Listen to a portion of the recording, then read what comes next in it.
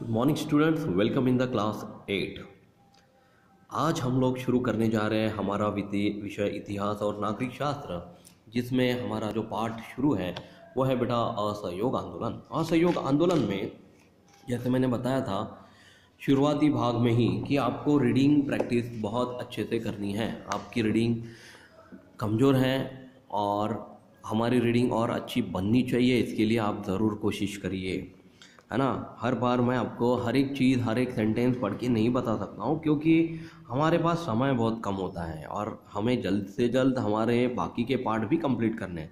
इसलिए जो इम्पोर्टेंट चीज़ें हैं वही मैं आपको समझा के बताता हूँ बेटा। जैसे इसके पिछले भाग में हमने साइमन कमीशन के बारे में चर्चा की। साइमन कमीशन के जो मुख्य कार्यकर्ता थे लाला लाजपत राय, जिनको लाठी चार्ज में पुलिसों द्वारा, अंग्रेज पुलिसों द्वारा मारा गया और उनका उसमें देहांत हो गया, निधन हुआ। अब इसके बाद हम लोग चलते हैं हमारे अगले भाग की तरफ, वो है बेटा नेहरू प्रतिवेदन। यानी कि नेहरू ने एक रिपोर्ट दर्ज की। अब ये नेहरू कौन है तो आपको तो बहुत अच्छे से पता है बेटा, हमारे स्वतंत्र भारत के पहले प्रधानमंत्री पंडित जवाहरलाल नेहरू, उनकी बात हम लोग कर रहे हैं, जिनकी फ़ोटो आपको अगले आने वाले पेज पर भी मिलेंगी। और ये नेहरू जी की फ़ोटो आपको मैं दिखाना चाहता हूँ, आपके टेक्स्ट बुक में भी दी हुई है। तो क्या है ये नेहरू रिपोर्ट, हम लोग ज़रूर जानना चाहते हैं।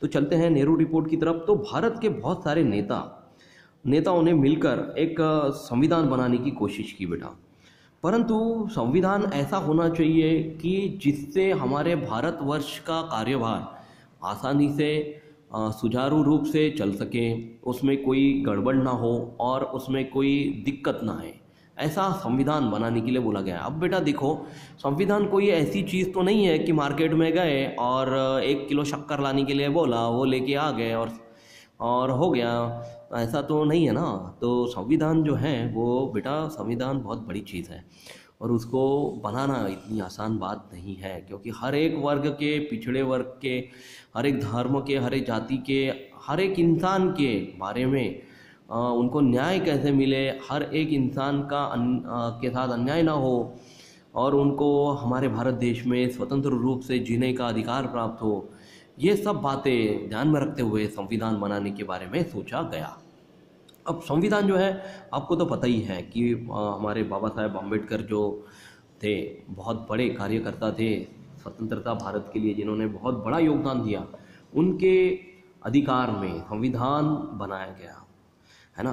तो भारत के सभी नेता संविधान बनाने में जुट गए, परंतु इसकी आलोचना जो थी वो अंग्रेज़ों ने करनी शुरू कर दी, क्योंकि संविधान आपसे नहीं होगा, आप बनाना ही छोड़ दो।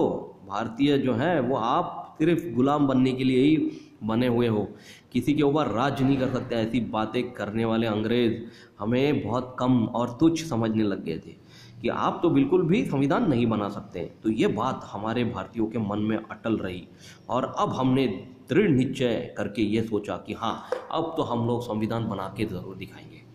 तो बेटा इस चुनौती को स्वीकार कर सर्वदलीय समिति स्थापित की गई। उसमें उस समिति के अध्यक्ष जो थे वो पंडित मोतीलाल नेहरू को बनाया गया। अब ये पंडित मोतीलाल नेहरू जो थे बेटा, वो हमारे पहले प्रधानमंत्री जवाहरलाल नेहरू के पिताजी थे, ठीक है।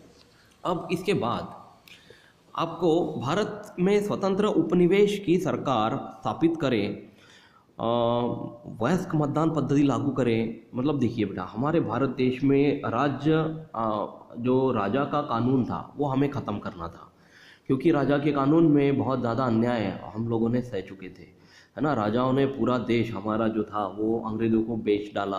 अब इस वजह से हम लोग लोकशाही लाना चाहते थे, मतलब लोगों का राज्य, लोगों के द्वारा चुने गए प्रतिनिधि के द्वारा किया हुआ राज्य हम लोग चाहते थे। इसलिए संविधान हम लोग बनाना चाहते थे और संविधान में ऐसे हमको कुछ नियम लागू करने थे कि हमारे लोकशाही वाले देश में ऐसा राज्य, ऐसा देश हमको बनाना है कि जिसमें सरकार चुनकर आएगी, लोग उसको चुनकर देगी और वही हमारे देश का न्याय करेगी, है ना। इसलिए मतदान पद्धति लागू करनी पड़ेगी। तो वयस्क मतदान पद्धति, अभी छोटे बच्चे को तो हम लोग मतदान करने के लिए नहीं भेज सकते ना, कि जा बेटा मतदान करके आ जा, अब बहुत देर हो गई, तू 5 साल का हो गया, 6 साल का हो गया, क्योंकि उनको उतनी समझ नहीं रहती।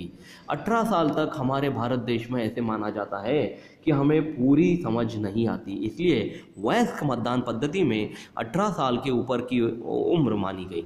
और भारतीयों को नागरिकों के मौलिक अधिकार देने के बारे में भी इस समिति में एक मुद्दा उठाया गया। हमें मौलिक अधिकार मिलने चाहिए, इसके लिए भी संविधान बनना जरूरी है।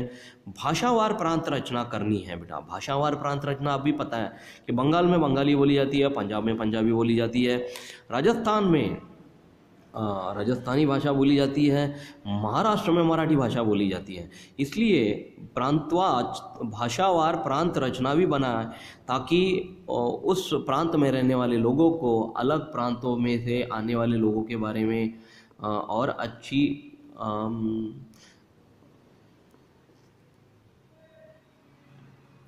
जिज्ञासा प्राप्त हो और अनेक अन्य राज्यों के भाषा के बारे में भी उनको और अच्छे से जानकारी मिले।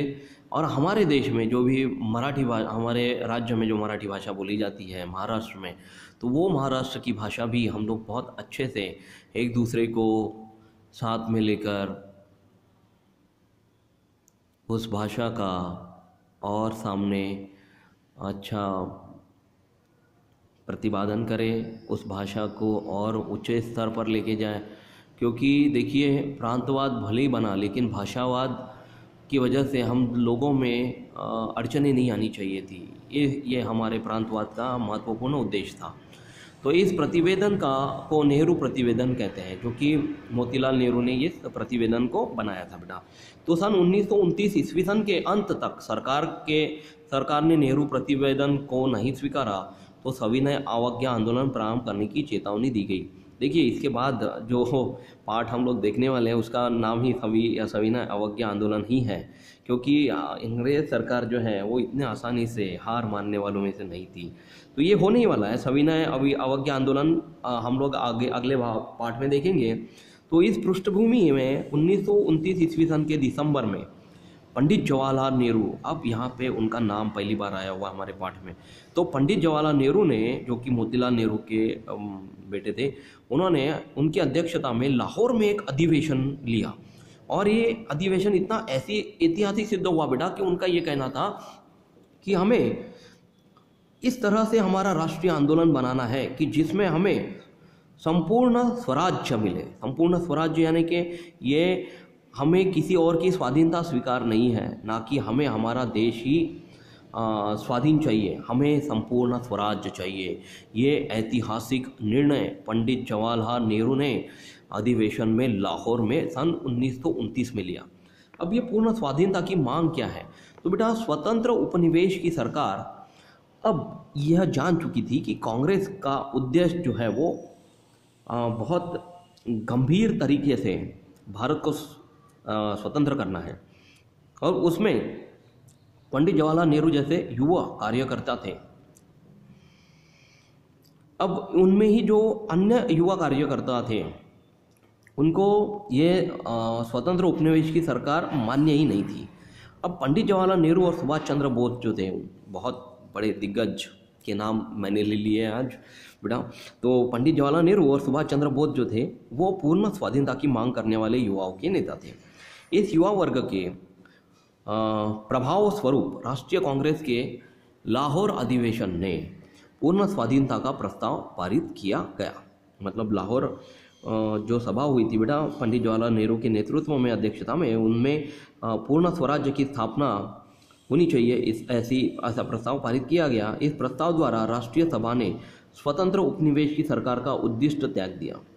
मैंने बोला स्वतंत्र उपनिवेश के अपोज में, मतलब विरुद्ध में बहुत सारे युवा कार्यकर्ता थे। तो ये स्वतंत्र उपनिवेश ये बात छोड़कर अब संपूर्ण स्वाधीनता, ये बात शुरू हुई। पूर्ण स्वाधीनता की मांग शुरू हुई। यहाँ से ये स्वतंत्र उपनिवेश खत्म हुआ। इसके बाद भारत की संपूर्ण स्वाधीनता की राष्ट्रीय आंदोलन का लक्ष्य बनी। अब यहाँ पे सन 1929 जो सन दिसंबर आया, दिसंबर माह आया, उसमें से राष्ट्रीय आंदोलन का हमारा एक ही उद्देश्य बना, वो था बेटा संपूर्ण स्वाधीनता। अब 31 दिसंबर 1929 को रावी नदी के तट पर पंडित जवाहरलाल नेहरू ने सबसे पहली बार तिरंगा झंडा फड़काया था, और वहीं पे उन्होंने निश्चय किया कि आने वाली 26 जनवरी जो भी रहेंगे, यह दिन हमें स्वतंत्रता दिवस के रूप में मनाना पड़ेगा, मनाया भी जाएगा। परंतु ये 26 जनवरी सिर्फ शुरुआत थी। वैसे देखा जाए तो हमारा भारत देश 15 अगस्त 1947 को स्वतंत्र हुआ। हमारा जो स्वतंत्रता दिवस है वो 26 जनवरी नहीं है, वो तो गणतंत्र दिवस है। परंतु 15 अगस्त ये बात तो उस समय किसी को भी नहीं पता थी, इसलिए 26 जनवरी हाँ स्वतंत्रता दिवस होगा ऐसा मानकर चलते हैं। ये हमारे भारत देश के कार्यकर्ताओं ने इस दिन डिसाइड कर लिया, और फिर अंग्रेज सत्ता से भारत को मुक्त करने के लिए घोर युद्ध यानी कि स्वतंत्रता युद्ध को चलाने की मांग की गई। वो अहिंसक मार्ग के चलाने की प्रतिज्ञा से ही स्थापित किया गया। अहिंसा के साथ ही हमें स्वतंत्रता युद्ध को लड़ना है, चाहे अंग्रेज हम लोग को कुछ भी कर डाले, कुचल डाले, फिर भी हम अपना दृढ़ निश्चय नहीं छोड़ेंगे, हम लोग उनके ऊपर हाथ नहीं उठाएंगे। वो था अहिंसक मार्ग। तो 26 जनवरी 1930 ईस्वी सन को पूरे देश में ये प्रतिज्ञा ली गई कि अहिंसक मार्ग से हम लोग स्वतंत्रता युद्ध को की शुरुआत करते हैं, और परिणामतः पूरे देश में चेतना का वातावरण उत्पन्न हुआ। मतलब चेतना का जो भी वातावरण है उससे हमें एक निश्चय मिला कि अब हम भारत देश को स्वतंत्र ज़रूर करा सकते हैं, है ना। यानी कि 17 साल बाद हमें स्वतंत्रता मिली। पर ये आने वाले 17 साल कैसे गुजरे, ये सब चीज़ें हम लोग आने वाले अगले पाठों में ज़रूर देखेंगे, है ना। तो इसके स्वाध्याय के कुछ प्रश्नोत्तर है बेटा, जैसे मैं अभी आपको व्हाट्सएप ग्रुप में भेज दूंगा, ये इन सभी को आपको लिख लेना है, ठीक है ना, और अपनी कॉपी कंप्लीट करके रखनी है। तो यहीं पे हमारा वीडियो हम लोग समाप्त करते हैं। अगले वीडियो में हम लोग नया पाठ लेकर आने वाले हैं बेटा, उसका नाम है सविनय अवज्ञा आंदोलन, जो कि अभी थोड़ी देर पहले मैं इस आंदोलन के बारे में बता रहा था। अंग्रेज सरकार आसानी से मानने वालों में से नहीं थी, है ना। तो चलो यहीं पे हम लोग हमारा वीडियो समाप्त करते हैं। Thank you class, take care, bye.